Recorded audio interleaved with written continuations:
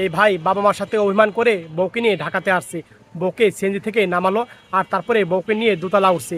দোতলা ফ্ল্যাট বাসা ভাড়া নিয়েছে। দোতলা এসে লাইটটা জ্বালালো, দেখলো ফ্ল্যাটটা সত্যি অনেক সুন্দর। তার বন্ধুও দেখলো। তারপরে ভাইটা বউকে বলল, তুমি থাকো, আমি কাজের সন্ধানে যাচ্ছি। বউ বললো, আচ্ছা ঠিক আছে। আর তারপরে ভাইটা কাজের সন্ধানে বেরিয়ে গেল। এই ভাইকে বলল, ভাই আপনার জায়গায় কাজ হবে? এই ভাই বলল, ভাই আমার জায়গায় পরিশ্রমের কাজ, তুমি করতে পারবা? বলে, হ্যাঁ পারবো। আর তারপরে ভাই কাজ দিল। আর তারপরে ভাইটা কাজ শুরু করলো। মাথায় টুকরি নিয়ে বালিগুলা দূরে ফেলাচ্ছে। আর তারপরে ভাইটা একটা বস্তায় মাথায় নিল। আর বস্তা মাথায় নিয়ে ভাইটা দূরে বস্তাটা রাখলো।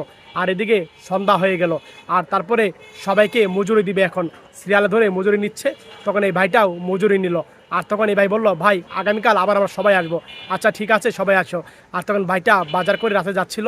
দুইটা ছেলে দেখে তখন তাদের কাছে গিয়ে দেখেন, তার কাছে গিয়ে টাকাটা নিয়ে দৌড় দিল আর ভাইকে ফেলে দিল। ভাই রাতে চাউল ডাউলগুলো ছিল সবগুলো মাটিতে পড়ে গেল। আর তখন ভাইটা মন খারাপ করলো, কান্না করলো। তখন বউর কাছে গেলো, বললো, কি হয়েছে, টাকা কোথায়, আর এগুলো এই অবস্থা কেন?